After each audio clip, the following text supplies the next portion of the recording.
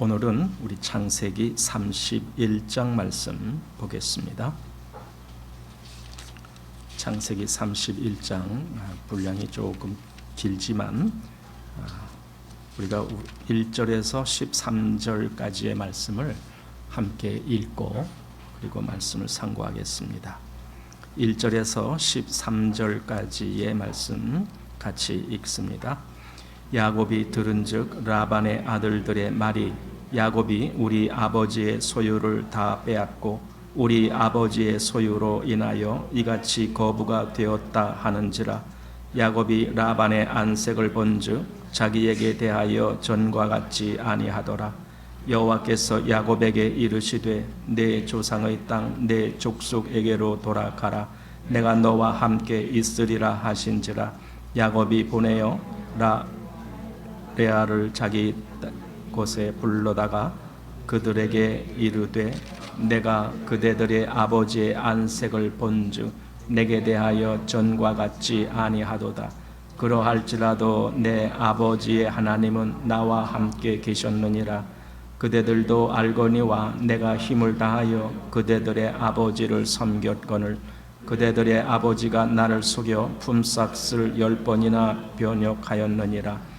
그러나 하나님이 그를 금하사 나를 해치 못하게 하셨으며 그가 이르기를 점 있는 것이 내 삭시 되리라 하면 온 양떼에 낳은 것이 점 있는 것이요 또 얼룩무늬 있는 것이 내 삭시 되리라 하면 온 양떼에 낳은 것이 얼룩무늬 있는 것이니 하나님이 이같이 그대들의 아버지의 짐승을 빼앗아 내게 주셨느니라. 그 양떼가 새끼 뵐 때에 내가 꿈에 눈을 들어 보니 양떼를 탄 수양은 다 얼룩무늬 있는 것, 점 있는 것, 아롱진 것이었더라. 꿈에 하나님의 사자가 내게 말씀하시기를 야곱아 하기로 내가 대답하기를 여기 있나이다 하매 가라사대 내 눈을 들어 보라. 양떼를 탄 수양은 다 얼룩무늬 있는 것, 점 있는 것, 아롱진 것이니라. 라반이 내게 행한 모든 것을 내가 보았노라. 나는 베델 하나님이라. 네가 거기서 기둥에 기름을 붓고 거기서 내게 서원하였으니 지금 일어나 이곳을 떠나서 내 출생지로 돌아가라 하셨느니라. 아멘.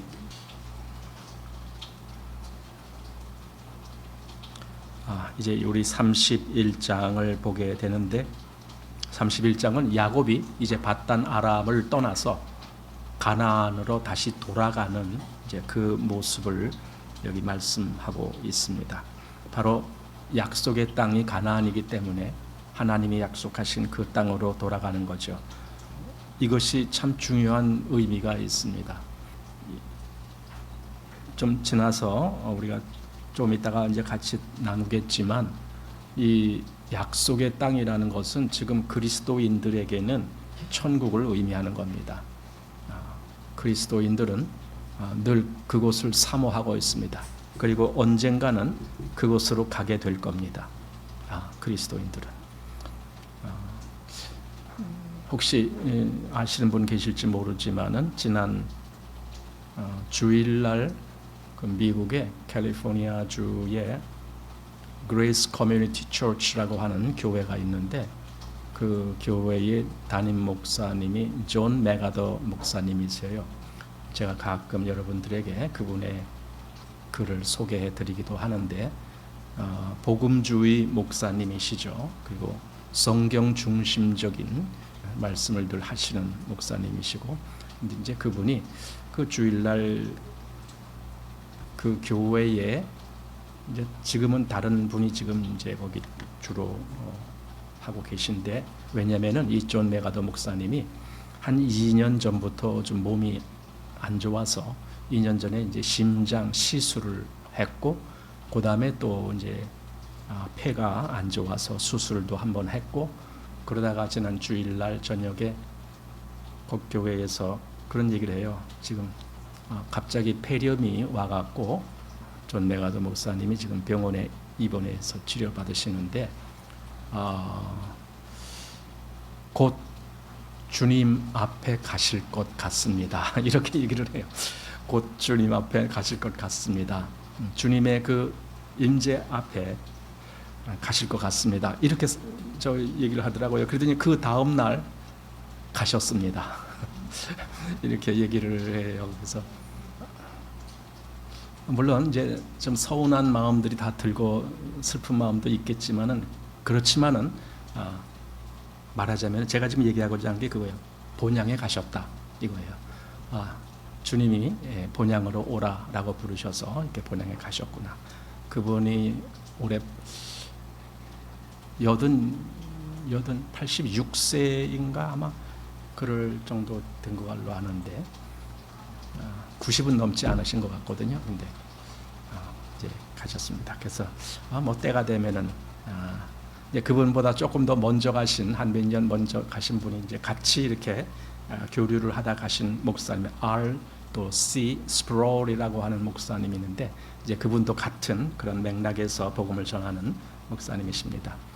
그러니까 미국의 그 교회들이 얼마나 많이 그 세상적인 그런 교회로 흘러갑니까? 어떤 그 번영을 위한 그런 잘 사는 그런 걸 목적으로 그냥 교회가 되어줘 하는 거예요. 또 세상과 타협하고 많은 교리적으로 타협하고 막 그런 것들이 많았지만은 이존 메가더 목사님은 그거 아니다. 성경이 지금 뭐라고 얘기했는지 그걸로만 가자.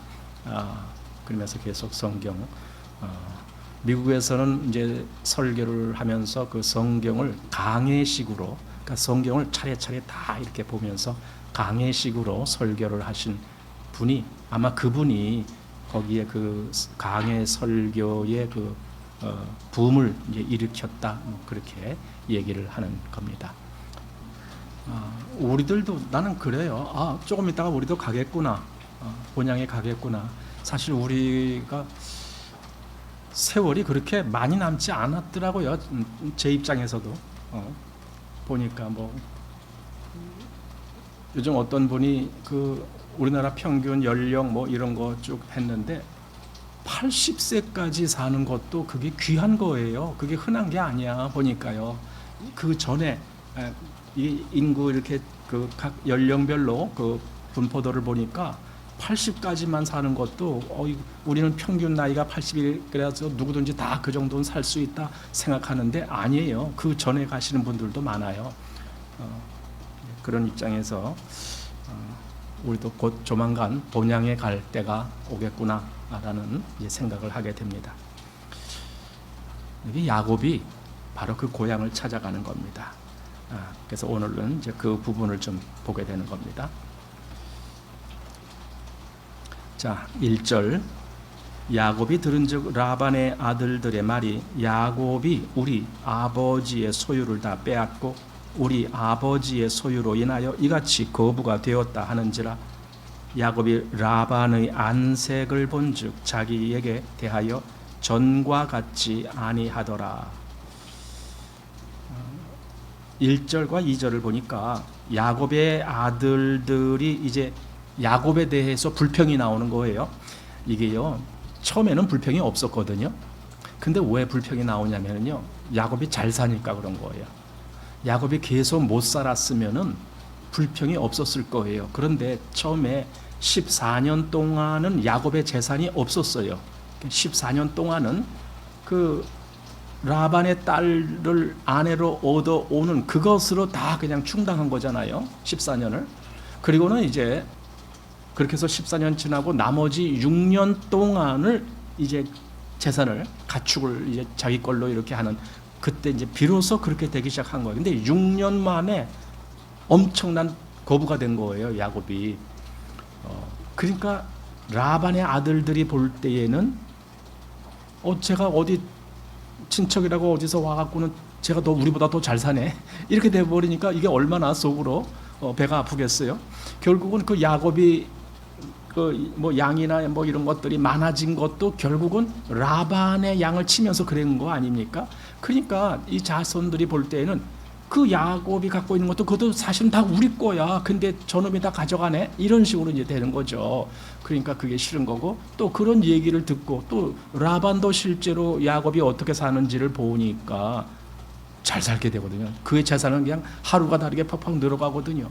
그러니까 이게 라반의 안색도 안 좋은 거예요. 한마디로 나보다 남이 더 잘 살면은요 별로 안 좋아요. 사촌이 땅을 사면은 배가 아파요. 그 속담이 우리나라에도 있듯이 여기 지금 라반도 그런 거예요. 그러니까 사실은 야곱이 잘 산다라고 해서 라반이 손해 본 거는 하나도 없거든요. 왜냐하면 오히려 라반도 하나님이 야곱으로 말미암아 그 라반에게도 재산이 풍성하게 해주셨다고요. 그런데도 불구하고 야곱이 잘 되니까 그게 더 신경에 쓰이겠죠. 자, 그런데 이제 여기서 중요한 것이 있어요. 지금 이렇게 라반의 아들들이나 또는 라반이 안색이 변하고 이렇게 뭔가 야곱의 입장에서 보면은 지금 갑자기 그 환경이 안 좋아지는 거죠. 분위기가 바뀐 거잖아요. 그랬을 때에 그런 걸 대할 때 어떻게 그런 걸 대해야 되느냐? 이거 지금 뭔가 잘못돼 가고 있네. 이거 내가 여기다가 괜히 안 좋은 일 당할지 몰라. 이렇게 불평거리로만 보아서는 안 됩니다. 사실 우리 환경에서 무엇이 되어질 때에 우리는 좀 더 깨어있는 마음이 필요해요. 그게 뭐냐면은 하나님이 지금 나를 어떻게 인도하시려고 지금 이런 환경을 내가 접하도록 그렇게 하셨는지도 모른다라는 거죠. 물론 항상 그런 건 아니겠지만 지금 여기 야곱의 경우에는 분명히 하나님이 그를 그 밧단 아람에서 끌어내시려고 그 환경을 그렇게 지금 만드신 거예요. 라반의 아들들과 그리고 라반 자신에게로부터. 사실 여기 야곱이 그 밧단 아람을 떠나려는 얘기는 이미 6년 전에 나왔어요. 그러니까 그 두 명의 아내를 얻는 그 대가로 14년 동안을 일을 해주고 그리고는 나 이제 고향으로 가겠습니다. 그렇게 말한 적이 있거든요. 그게 이제 30장이죠. 25절 보면은 라헬이 요셉을 낳은 때에 야곱이 라반에게 이르되 나를 보내어 내 고향 내 본토로 가게 하시되 내가 외삼촌에게서 일하고 얻은 처자를 내게 주어 나로 가게 하소서. 내가 외삼촌께 한 일은 외삼촌이 아시나이다. 그러니까 6년을 더 머물면서 지금 그때 이제 가게 해달라고 했는데 그때 결국은 가지 못하고 야곱하고 일종의 계약을 하는 거예요. 이제 앞으로는 네 재산이 좀 있어야 될 거 아니냐? 그러니까 네 재산이 어떻게 될지 좀 한번 네가 말해봐라. 그랬더니 야곱이 그래요? 그러면은 뭐 아롱진 거 또 뭐 무한 거 뭐 이런 거 나면은 그거 알록알록한 거 그건 내 거로 그러 하죠. 그럼 그때부터 이제 그래서 이제 그때부터 야곱의 재산이 생기기 시작한 거거든요. 그러니까 그 6년을 더 머문 결과로 지금 가축이 엄청 많이 된 거부가 돼버렸다고요. 물론 하나님이 그 야곱에게 그렇게 하신 거예요. 근데 문제는 그렇게 물질적인 재산은 많이 얻었는데 과연 영적으로는 뭘 얻었는가 이거죠. 사실 밧단 아람에서의 20년 동안에 야곱은 하나님과의 교류가 없었어요. 물론 하나님은 계속 야곱을 보고 계셨고 야곱과 함께 계셨어요. 그러나 야곱의 입장에서는 하나님과 교류가 없었어요. 야곱의 마음에도 깊이 하나님을 찾는 것도 없었고 특별히 야곱이 하나님을 위해서 뭘 했다라는 그런 말도 없었고 그렇습니다. 그냥 그는 라반과 늘 실강이를 벌여야 했고 그리고 자기 재물을 얻기 위해서 많은 꾀를 내야만 됐던 그걸 봅니다. 여기 보니까 무슨 버드나무, 살구나무, 신풍나무 이런 걸 껍질을 벗겨갖고 양들이 물 마실 때 그 옆에다 꽂아놓고 뭐 이런 걸 그렇게 꾀를 내서 뭔가를 해야 되는 그게 야곱의 마음이었습니다. 그러니까 뭔가 하나님과 교류하는 이 정말 신성한 그러한 위치로는 전혀 가질 못하고 그저 자기 육신에 배부른 그거 어떤 것만을 위해서 꾀를 내야 되는 그런 입장에 있었던 것이 야곱이었습니다. 그러니까 이 후에 6년이 더 그렇습니다. 그 앞에는 뭐 당연히 그 안에 얻은 것에 대해서 그 대가로 일을 해줬다라고 치지만 그 후에 이제 자기 재산을 이제 만들 수 있는 그 시간이 됐을 때에 야곱은 더 꾀를 냈던 거죠. 근데 이제 그 모든 환경이 바뀐 거예요. 이제 때가 된 거예요. 말하자면 그 이스라엘이 애굽에서 나올 때에도 보면은 그 10번째 재앙이 있을 때에는 막 환경이 확 바뀌었죠.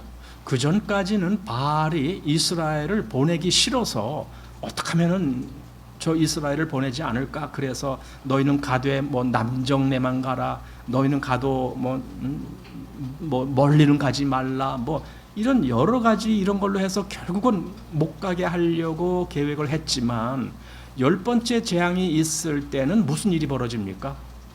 어서 가라, 어서 가라 이렇게 되는 거죠. 이 환경의 변화가 온 거예요. 하나님이 그렇게 이끄시는 거예요. 이스라엘을 거기서 나오게 하시려고.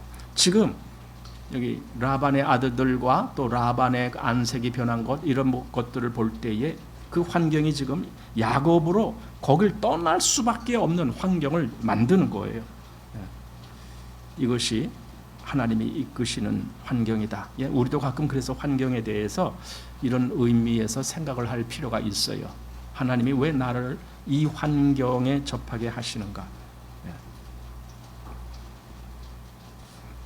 자, 그렇게 환경에 어떤 변화가 있다 할지라도 그래도 더 중요한 것이 있습니다. 그것은 하나님이 무엇이라고 말씀하는가 이거예요. 그게 더 중요하죠.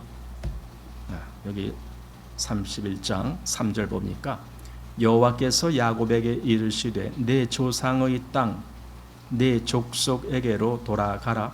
내가 너와 함께 있으리라 하신지라. 지금 하나님이 야곱에게 이제 비로소 말씀하시는 거예요. 그동안 이렇게 그 밧단 아람에 있을 때에는 이런 일이 없었어요. 그러다가 이제 이 마지막 떠나야 될 때 하나님은 야곱에게 말씀을 하시는 거예요.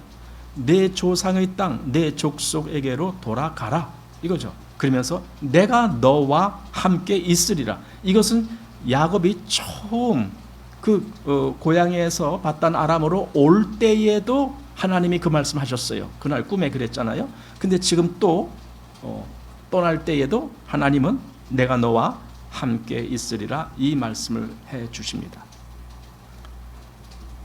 자, 여기서 또 중요한 것이 있습니다. 아브라함에게는 하나님이 말씀하실 때 너는 너의 본토 친척 아비집을 떠나 내가 네게 지시할 땅으로 가라 하실 때 거기서 본토 친척 아비집은 갈대아 우르였다고요. 그런데 여기서 지금 야곱에게 내 조상의 땅, 내 족속에게로 돌아가라 한 여기는 가나안을 얘기하는 거예요. 한마디로 고향이 바뀐 거잖아요. 아브라함의 고향은 그 갈대아 우르였지만 지금 야곱의 고향은 약속의 땅인 가나안이 고향이 되어버린 거예요. 우리 개개인에게도요, 우리는 고향이 있어요.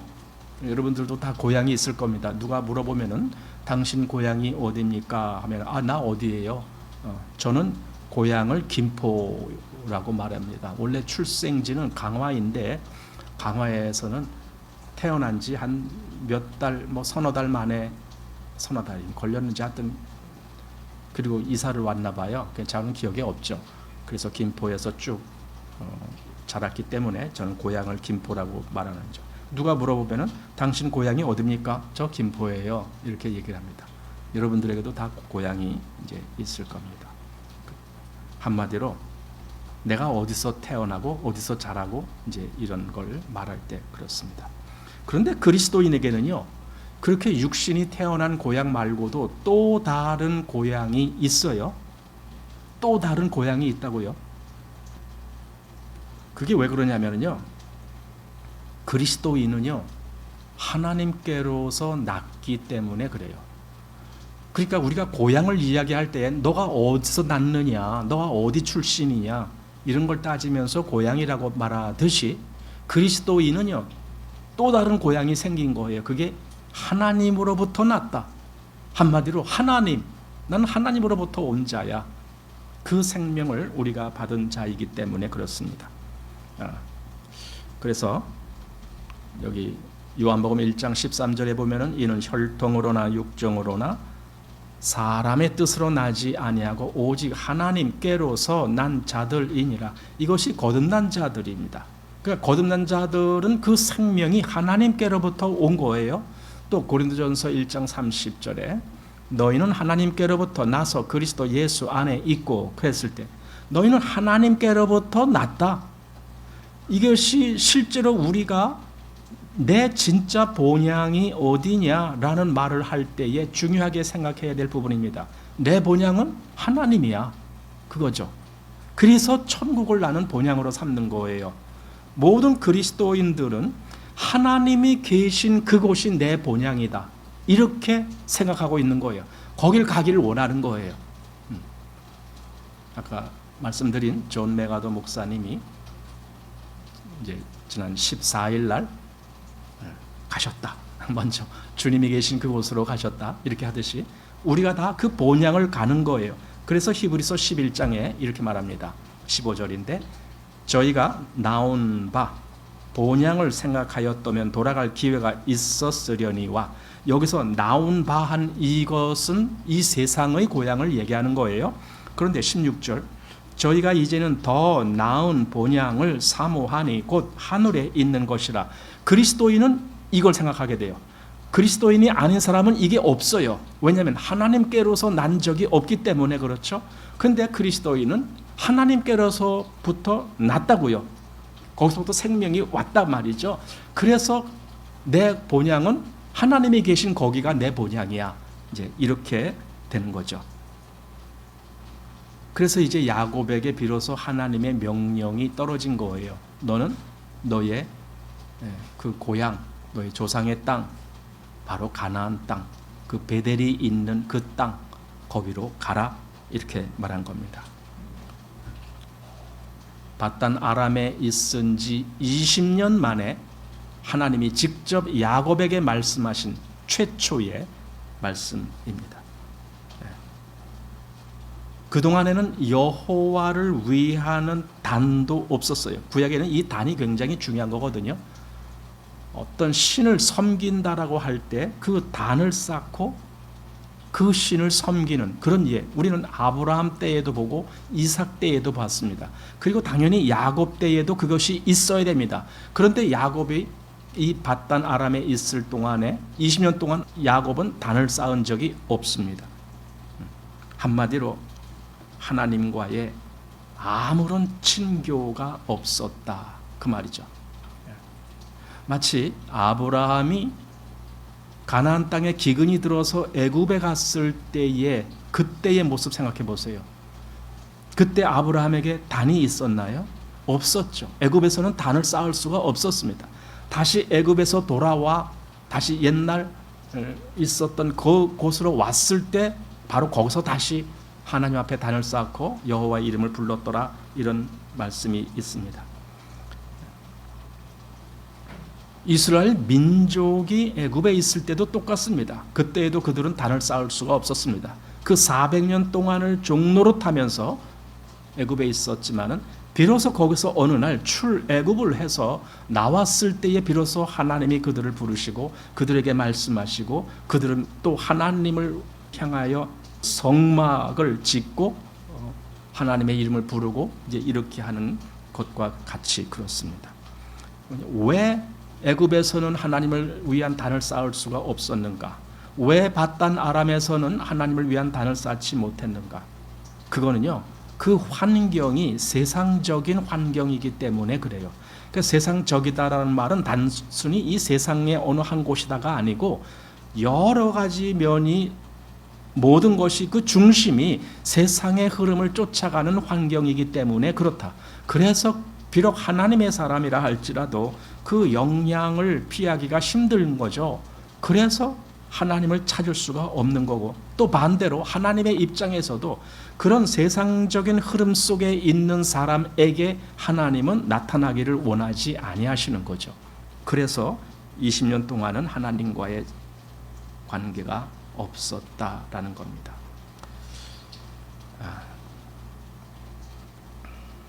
우리가 어느 날 하나님과의 이 온전한 친교가 있으려면은요, 우리가 온전한 마음으로 하나님을 찾고 하나님을 신뢰할 수 있는 그런 분위기 속에 내가 있어야 돼요. 그런 분위기 속에. 그랬을 때에 내가 하나님과 비로소 친교를 누릴 수 있는 그런 환경이 되는 거죠. 중요한 것은 이렇게 야곱이 하나님을 찾지 아니한 기간이라 할지라도 하나님은 항상 야곱을 보고 계셨고 또 실제로 야곱을 인도하셨고 그로 하여금 그 합당한 때에 나올 수 있는 그 모든 여건을 하나님이 만들어 주시고 계셨죠. 그러니까 야곱 쪽에서 하나님을 찾지 못한 것이지 하나님은 계속 야곱을 보고 계셨다라는 겁니다. 그래서 결국은 그가 레아와 라헬을 불러내갖고 이제 내가 고향으로 돌아가야 되겠다. 이 말을 하죠. 지금까지 이렇게 내가 재산을 모으게 된 것, 그거는 내가 이렇게 잘나고 또는 내가 이렇게 아주 지혜가 많고 내가 꾀가 많고 그래서가 아니라 하나님께서 나와 함께 계셨기 때문에 이렇게 된 거야. 그 고백을 합니다. 그것이 31장 5절 말씀, 거기에 그들에게 이르되 내가 그대들의 아버지의 안색을 본즉 내게 대하여 전과 같이 아니하도다. 그러할지라도 내 아버지의 하나님은 나와 함께 계셨느니라. 이 얘기를 하는 겁니다. 그러니까 야곱의 마음에 이제 비로소 그동안의 모든 그 20년의 세월 동안에 내가 혼자 있었던 게 아니었구나. 하나님이 나와 함께 계셨구나. 이거를 이렇게 그 아내들에게 고백을 하는 대목입니다. 자, 조금 아까 본 그 30장 28절에 라반과 약속을 한 대목이 나오잖아요. 또 가로되 네 품삯을 정하라. 내가 그것을 주리라. 이렇게. 그 품삯, 그러니까 말하자면 내가 일한 그 대가로 받을 수 있는 것. 그랬을 때 야곱이 제안을 하잖아요. 무슨 하얀 거 말고 털이 아롱진 것, 점 있는 것, 알록달록한 것, 이런 거, 그런 거 나면은 그걸 내 걸로 하게 해주십시오. 그래? 그럼 그렇게 하라. 그러니까 일반적인 상식으로서 하얀 양들이 있을 때에는 그런 아롱진 양들이 날 확률은 매우 적기 때문에 라반도 그 정도는 그냥 흔쾌히 그래 그렇게 해라 이렇게 했거든요. 근데 나중에 보니까 그렇게 아롱지고 알록달록한 것들이 너무 많이 나오는 거예요. 거의 다가 그냥 그렇게 나오는 거예요. 그래서 나머지는 그 재산이 엄청 야곱에게 이제 불어나게 되는 거죠. 근데 이제 그랬을 때에 라반이 그걸 보면서 어느 날 야곱을 불러서 그랬겠죠. 야곱아, 네가 아롱진 것을 네 걸로 삼겠다고 했는데 보니까 새끼 나는 것마다 다 아롱진 거더라. 그러니 이거 바꾸자.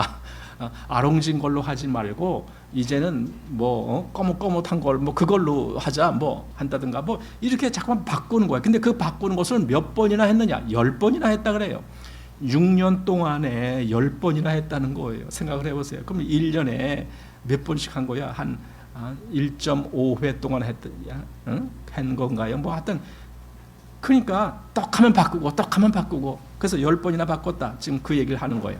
7절 보십시오. 그대들의 아버지가 나를 속여 품삯을 10번이나 변역하였느니라.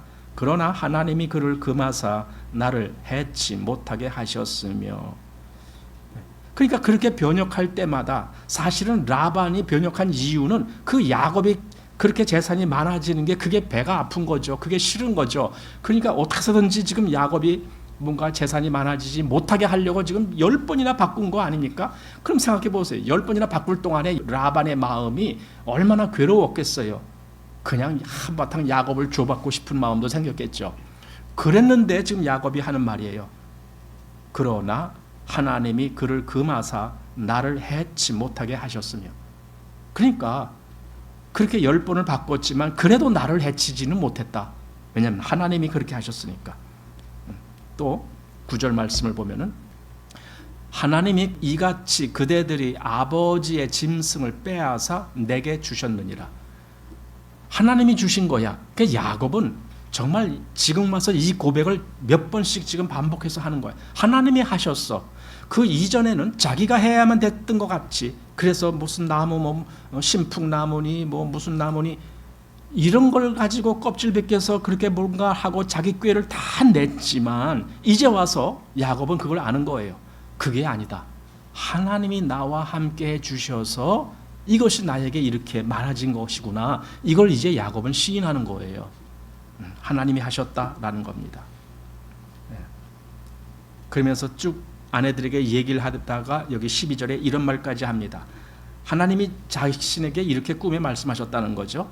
가라사대 내 눈을 들어보라. 양떼를 탄 수양은 다 얼룩무늬 있는 것, 점이 있는 것, 아롱진 것이니라. 라반이 내게 행한 모든 것을 내가 보았노라. 그러니까 여기 수양이면 어떤 것이 그것이 올라탄 수양이다. 지금 그게 중요한 게 아니라 라반이 내게 행한 모든 것을 내가 보았노라. 하나님이 다 보고 계셨다는 거예요. 야곱은 그걸 몰랐죠. 자기가 이렇게 억울한 일을 당하고 그 외삼촌이 몇 번씩 속여가면서 자기 재산을 빼앗으려고 이렇게 하는 것, 그걸 당하면서 억울해했을지 모르지만 하나님이 그걸 다 보고 계셨다는 거예요. 라반이 너를 어떻게 속이는 거 내가 다 보고 있다. 그 말은 내가 널 지킨다. 그 말씀이거든요. 그렇게 하셨다는 거예요. 그 억울한 일 당하는 야곱.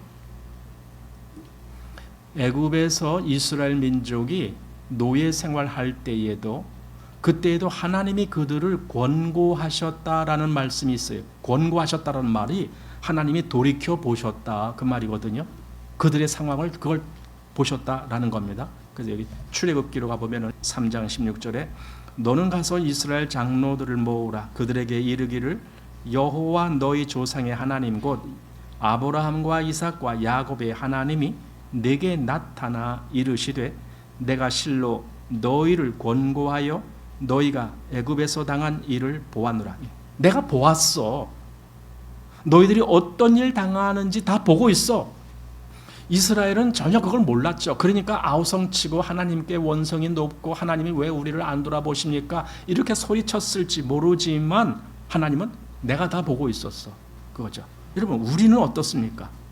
때때로 우리가 아주 그 힘든 역경에 처했을 때 우리는 그런 의심이 들잖아요. 하나님이 나를 지금 보호하고 계시나? 하나님이 나를 지금 보고 계시나? 날 지금 여기서 건져줄 계획을 갖고 계신가? 이런 여러 가지에 대한 일종의 회의적인 생각을 할 수도 있거든요. 그러나 진짜 내가 하나님의 사람이고 하나님이 나의 하나님이시라면은 하나님은 능히 날 보고 계실 겁니다. 이런 확신을 가질 수가 있겠죠. 하나님이 다 보시고 그걸 다 아시고 그걸 다 권고하신다. 이렇게 말할 수 있겠죠. 그러니까 하나님은 애초에 그 시작할 때에 베델에서부터 꿈에 하나님이 야곱에게 뭐라고 하셨어요? 여기 28장 15절에 내가 너와 함께 있어 내가 어디로 가든지 너를 지키며 너를 이끌어 이 땅으로 돌아오게 할지라 내가 내게 허락한 것을 다 이루기까지 너를 떠나지 아니하리라 하신지라. 이게 20년 전에 하신 말씀이란 말이에요. 그럼 하나님은 이렇게 말씀하시고 그리고 그냥 쑥 지나간 것이 아니라 그렇게 그 말씀대로 하셨다고요. 지금까지 계속 야곱을 지켜보고 계셨고 야곱과 함께 하셨고 그리고 결국은 야곱을 다시 돌아오게 하시는 그 역사를 하나님이 이루어 가시는 거 아닙니까? 문제는 야곱은 그걸 몰랐던 거예요. 하나님이 나와 함께 계시는구나. 이걸 이제 떠날 때가 됐을 때 이제 비로소 알기 시작한 거예요. 그러니까 야곱은 이렇게 하나님이 자기와 함께 계신다는 그것이 믿어지기까지 20년이 흘러간 거예요. 하지만 하나님은 처음부터 함께 계셨죠. 자, 본문 18절 그 얻은 바 모든 짐승과 모든 소유물 곧 그가 바단 아람에서 얻은 짐승을 이끌고 가나안 땅에 있는 그 아비 이삭에게로 가려 할세 때에 라반이 양털을 깎으러 갔으므로 라헬은 그 아비의 드라빔을 도적질하고 드디어 이제 돌아가기를 위한 그 출발을 시작할 때입니다. 그런데 여기서 라헬은 아버지의 드라빔을 도적질했다 이겁니다. 드라빔이라는 것은요, 원래 드라빔이라는 말의 그 어원을 보면은 묻는다, 물어본다, 뭐 그런 말이라 그래요. 물어본다. 그럼 이게 일종의 무슨 뜻이냐면은요, 점친다 그 말이에요. 이 물어본다라는 말이. 그 드라빔이라는 그 신상이 이제 이게 아마 사람 모양 같이 됐겠죠. 그래서 그 미갈이 다윗을 숨길 때에 다윗을 나가게 하고 거기다가 이 드라빔, 이 우리말에는 드라빔이라고 안 하고 그냥 우상이라고 했는데 원래 또 다른 성경에 보면 드라빔이라고 돼 있어요. 그 드라빔을 거기다가 사람처럼 꾸며놓고 뭐 이렇게 했다 그 얘기가 나오는데, 그러니까 이 드라빔이 사람 형상 비슷하게 생긴 아마 신상이에요. 근데 그 신상에게 늘 물어보고, 아, 우리 잘 되겠습니까? 우리 축복 좀 내려주시겠습니까? 아마 이러고 있겠죠. 한마디로 오늘날에 점치는 사람들 비슷하죠. 오늘날 무슨 무당이라든가 뭐 이런 사람들 보면 가서 점치는 사람들이 많은가 봐요. 그러니까 영상 같은 거 이런 매체 보면 그런 얘기들도 많이 나와요. 뭐 점치러 오는 사람, 또 어떤 사람에 대해서 이 사람이 앞으로 운세가 어떻겠습니까? 뭐 이런 거 물어보는 사람. 자꾸 물어보는 거예요. 어떻겠습니까? 나 부자 되겠습니까? 나 올해 뭐 운수 대통하겠습니까? 뭐 이런 거 물어보는 거예요. 그게 바로 드라빔이에요. 그걸 라헬이 가져왔다라는 것은요, 뭔가 그걸 가져오면 자기가 잘 살 것 같으니까, 그 드라빔이 내가 소유하고 있으면 내가 잘 될 것 같아. 그러면서 아버지의 드라빔을 도적질했다 이렇게 나옵니다. 사사기에 보면은 그 미가가 자기 집에 신당을 세우고 거기에 에봇과 드라빔을 만들었다 이런 기록이 나와요. 사사기 17장 5절, 이 사람 미가에게 신당이 있으므로 또 에봇과 드라빔을 만들고 한 아들을 세워 제사장을 삼았더라. 결국은 이렇게 하면 잘 살 거야 라는 기대가 있으니까 우상을 섬기는 사람의 목적은 그거예요. 나 잘 사는 거, 그거예요. 잘 사는 거. 그게 물질적인 것이든 정신적인 것이든 또는 뭐 세상의 명예든 뭐 하든 다 나 잘 사는 거. 그걸 위해서 우상을 찾아가는 거예요. 굿하는 게 그거잖아요, 결국. 그런데요, 이런 생각 해보세요. 오늘날 기독교가 이러고 있는 거 아닌가? 왜 사람들이 하나님을 찾아요? 왜 사람들이 교회를 찾아요? 교회 가서 목사로부터 무슨 설교 듣길 원해요? 목사가 우리 집에 와서 어떻게 해주기를 바라고, 그 뭘 해주길 바라요? 그게 축복. 축복. 가서 축복해 주길 바란다. 복채 내고 복 받는 것 같은, 그게 목사가 할 일입니까?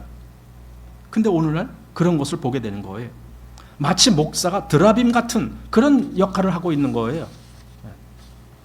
정말 이상한 거죠. 이스라엘이 애굽에서 나와서 광야에 있을 때에 그들이 금송아지를 만든 때가 있었죠. 출애굽기 32장 4절. 아론이 그들의 손에서 그 고리를 받아 부어서 각도로 새겨 송아지 형상을 만드니 그들이 말하되 이스라엘아, 이는 너희를 애굽 땅에서 인도하여 낸 너희 신이라 하는지라. 아론이 보고 그 앞에 단을 쌓고 이에 공포하여 가로되 내일은 여호와의 절일이니라. 지금요, 이들은요 여호와와 그 금송아지의 신을 섞어놨어요.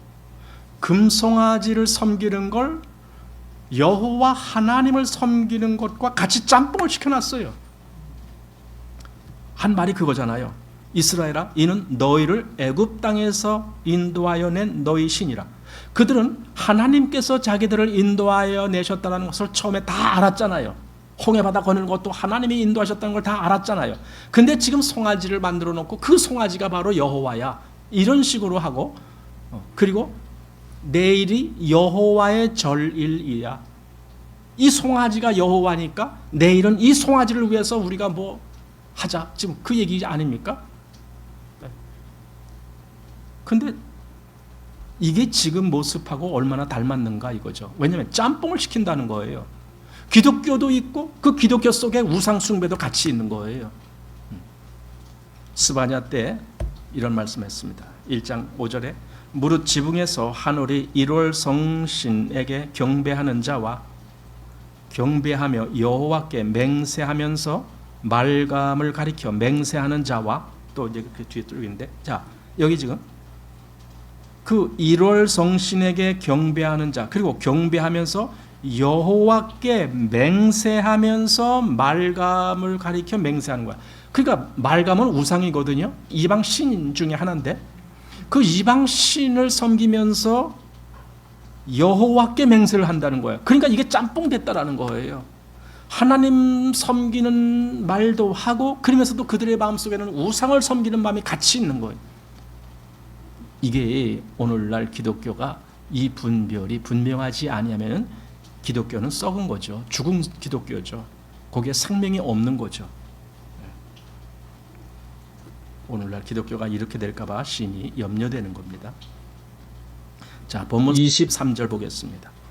라반이 그 형제를 거느리고 7일 길을 쫓아가 길르앗 산에서 그에게 미쳤더니 밤에 하나님이 아람 사람 라반에게 현몽하여 가라사대 너는 삼과 야곱에게 선악간 말하지 말라 하셨더라. 하나님이 이제 개입을 하신 거예요. 아브라함 때에도 그런 일이 있었죠. 아브라함이 애굽으로 갔을 때에 그 철을 누이라고 속였을 때에 바로 왕이 그 아브라함의 철을 취하는 그런 일이 벌어지잖아요. 그때 하나님이 개입하시죠. 그래서 바로 왕 보고 함부로 그를 건드리지 못하게 하시죠.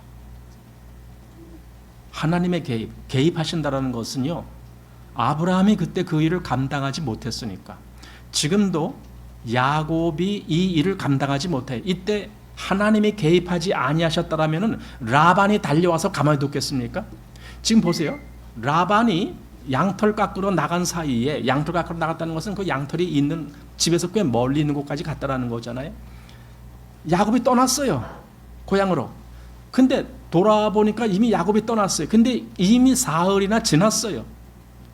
사흘이나 지났는데 쫓아가는 거예요. 쫓아가는데 7일을 가서, 그러니까 야곱이 떠난 지 10일 만에 만났어요. 이게 라반입니다. 아니 뭐 한두 시간 쫓아가서 만났다라면야 뭐 그런 거 뭐 별로다 이렇게 하지만, 아니 7일을 쫓아가갖고 겨우 붙잡았어요. 그 라반의 마음이 얼마나 분통이 터질까요? 이놈아, 너 때문에 내가 지금 7일을 이루고 달려왔어. 생각해 보세요. 아주 분이 씩씩거리고 막 이럴 거 아닙니까? 만약에 이때 하나님께서 개입하지 아니하셨다라면은 아마 라반이 이랬을지 몰라요. 야곱아, 너가 돌아가려면 너 혼자 가. 네 처 다 내 거야. 내 딸이야. 너가 가진 양들 다 내 양들이야. 너 그거 그대로 놓고 너 혼자 가. 이랬을지도 모른단 말이에요. 라반의 마음이라면. 그랬는데 하나님이 그 전날 밤에 라반에게 또 나타나셔서 꿈에 그에게 말씀하시는 거예요. 그런 일이 있는 거예요. 이게 하나님의 개입이라는 거예요. 그러니까 아브라함이나 또는 이삭이 그 아비멜렉에게 갔을 때에도 동일한 일이 벌어졌잖아요. 그래서 아비멜렉에게 하나님이 나타나셔서 그에게 너가 왜 저 사람 남의 아내를 데려다가 이러냐? 그를 가만히 두지 않으면 너는 혼날 줄 알아? 막 이런 말씀을 듣죠. 그래서 결국은 돌려보내고 하는 거죠. 그러니까 지금 사람이 어찌할 수 없는 아브라함이나 이삭이나 지금 야곱이 자기가 감당치 못할 어떤 상황이 벌어졌을 때 하나님이 개입하셔서 그 일을 막아주시는 거예요. 왜 그래요? 왜 하나님을 그렇게 그 일을 하십니까? 아브라함, 이삭, 야곱이 누굽니까? 그거 하나님의 사람이에요. 그러니까 하나님은 하나님의 사람을 그렇게 지키시는 거예요. 어떤 일이 있을 때, 이거 사람이 감당 못할 일이 터졌을 때 하나님은 개입하셔갖고 그 일을 다시 원활하게 이루어지도록 그렇게 만들어 가시는 분이 하나님이신다, 그 말입니다. 그러니까 그 라반이 그렇게 쫓아와서 야곱을 만날 때까지 그 전날 무슨 일이 있었는지 보세요. 야곱은 몰랐죠. 나중에 안 거잖아요. 그 라반이 와서 그 말을 하니까 어젯밤에 하나님이 외삼촌에게, 사실은 이게 관계가 좀 묘해. 외삼촌도 되고 장인어른도 되는 거잖아요. 그러면 장인어른이다라고 하는 게 더 가까울 텐데 계속 성경은 외삼촌이라고 나와요. 그러니까 어젯밤에 하나님이 외삼촌에게 나타나셨고요. 그때 알았어요. 이제 야곱은. 여러분, 우리가 모르는 시간대에서도 하나님이 개입하신다는 걸 우리는 좀 인정해야 돼요. 내가 알지 못한 그런 순간에도 하나님은 역사하시는구나. 그 일을 이루시려고. 우리 로마서의 8장에 그 말씀 있잖아요. 하나님을 사랑하는 자, 곧 그 뜻대로 부르심을 입은 자, 이게 누구예요? 그게 하나님의 사람이고 그게 그리스도인이잖아요. 그들에게는 모든 것이 합력하여 선을 이루게 역사하신다는 거예요. 그 말을 또 오해하는 거예요. 사람들이 자기가 원하는 일이 잘 되게 해주신다, 이렇게 해석을 하는데 그거 아닙니다. 선을 이룬다라는 것은요, 하나님의 뜻을 이룬다는 것이고 하나님의 목적을 이루신다는 거예요. 지금 여기 야곱에게 왜 하나님이 라반에게 나타나셔서 개입하셨나요? 하나님의 목적을 이루시려고, 야곱을 통해서 이루어야 될 그 어떤 계획이 있잖아요, 하나님께는. 그걸 이루기 위해서는 라반이 가서 야곱을 건드리지 못하게 해야만 되는 거예요. 그래서 하나님이 개입하신 거예요. 그러니까 한마디로 이 사건이 뭡니까? 모든 것이 합력하여 선을 이루게 하신 하나님의 역사다. 지금 그렇게 볼 수가 있는 거예요. 자, 그래서 이 라반이 이런 고백을 합니다. 본문 29절에 너를 해할 만한 능력이 내 손에 있으나 너희 아버지의 하나님이 어젯밤에 내게 말씀하시기를 너는 삼가 야곱에게 선악간 말하지 말라 하셨느니라. 네. 보세요. 지금 라반이 뭐라고요? 너를 해할 만한 능력이 내 손에 있으나, 이거예요.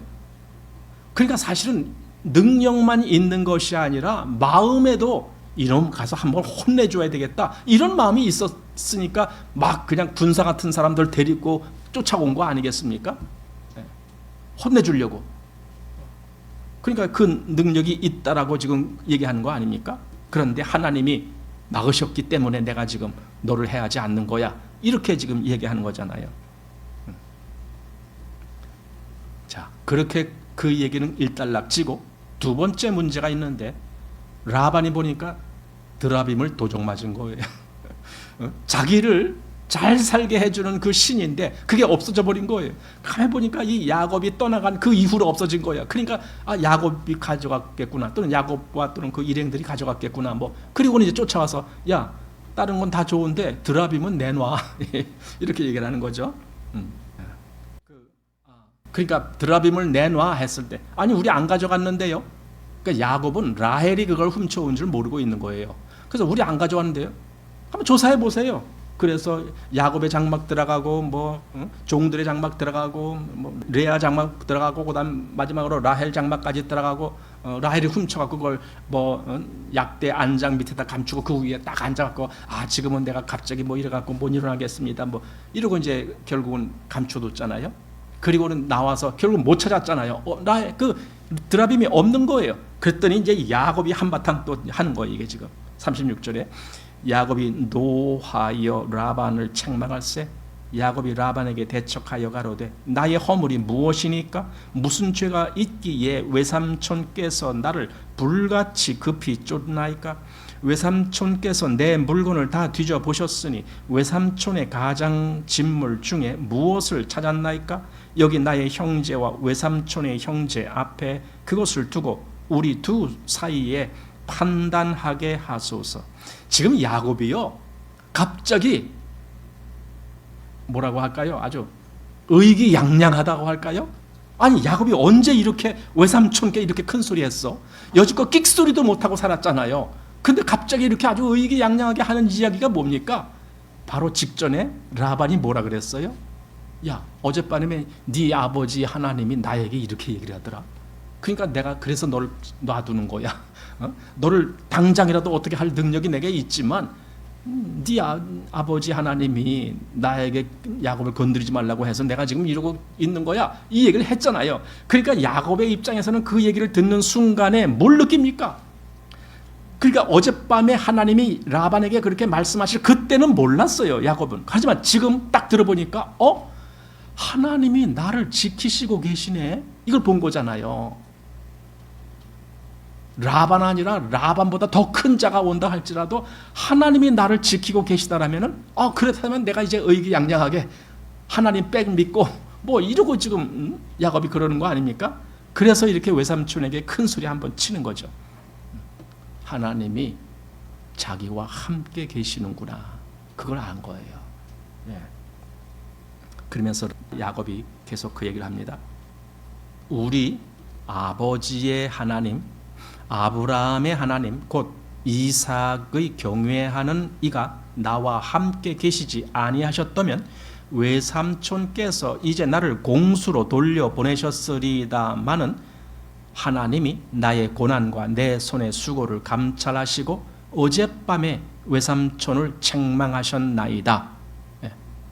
여기서 이제 야곱이 하나님을 표현할 때에 아브라함의 하나님, 이삭의 하나님 그 얘기를 해요. 그럼 아브라함의 하나님, 이삭의 하나님을 말하는 이유가 무엇입니까? 실제로 아브라함과 이삭에게 하나님이 어떤 존재로 나타났으며 어떤 관계가 맺어졌습니까? 하나님은 아브라함에게도 약속하셨고 이삭에게도 약속하셨고 또 하나님은 아브라함에게나 이삭에게나 그들에게 실체적으로 뭔가 역사를 이루시는 하나님으로 나타나셨고, 즉 아브라함과 이삭은 하나님의 실체를 체험한 그러한 위치에서 하나님을 만나는 그런 조상들이었잖아요. 그러니까 야곱은 그렇게 정말 생생하게 하나님과의 관계를 맺은 아브라함, 이삭의 하나님, 그 하나님이 지금 나를 보고 계신다. 지금 그 얘기잖아요. 그래서 어젯밤에 외삼촌을 책망하신 겁니다. 지금 이렇게 말을 했어요. 여러분 오늘 한번 이 얘기를 하고 싶어요. 정말 아브라함의 하나님, 이삭의 하나님, 또 이제 신약에 와서는 거기다 야곱의 하나님까지 덧붙여서 이 세 사람을 항상 얘기를 합니다. 정말 살아계신 하나님 이렇게 말할 때 아브라함의 하나님, 이삭의 하나님, 야곱의 하나님 이 얘기를 합니다. 과연 그 하나님이 나의 하나님도 되셨는가? 오늘 이 얘기를 한번 해보겠습니다. 그 아브라함, 이삭, 야곱의 하나님이 나의 하나님이신가? 나의 하나님이신가? 그 팡세라고 하는 그 책을 쓴 그 팡세는 소설도 아니고 시도 아니고 조금 뭔가 마음의 생각을 계속 이렇게 묵상 형식으로 기록한 책인데 그 팡세를 기록한 파스칼이라고 하는 사람이 있습니다. 1600년대 사람이죠. 굉장히 오래됐죠. 근데 그 사람이 회심한 정말 하나님 앞에 자기를 엎드리면서 하나님을 알게 된 그 날에 대한 그 기록이 있어요. 거기 이제 보면은 1654년 11월 23일 날 밤부터 해서 24일 날 새벽까지 그 자정부근 그때라 그래요. 그 회심한 그 시간이. 즉 하나님을 실제적으로 체험하면서 알게 된 시간, 그 시간을 그렇게 봅니다. 그걸 기록했습니다. 그런데요, 이 파스칼은요, 그 자기가 그때 하나님을 경험한 또 하나님을 깊이 깨달은 그거를 잊지 아니하려고 그걸 기록했어요. 근데 종이에다 그냥 연필로 기록한 것이 아니에요. 양피지에다가 그것을 기록해 갖고 그걸 이 옷 그 안에다가 꼬매놨어요. 그 자기가 경험한 하나님을 그때 만난 그 느낌, 그걸 기록을 해갖고 여기다 꼬매놨습니다. 그런데 그걸 평상시에 사람들은 몰랐어요. 그가 죽은 다음에 그의 의료품들 이런 거, 의복 이런 걸 정리하다 보니까 그 속에 그게 있다는 걸 그때 알았어요. 그러면서 그것이 이제 공개가 됐어요.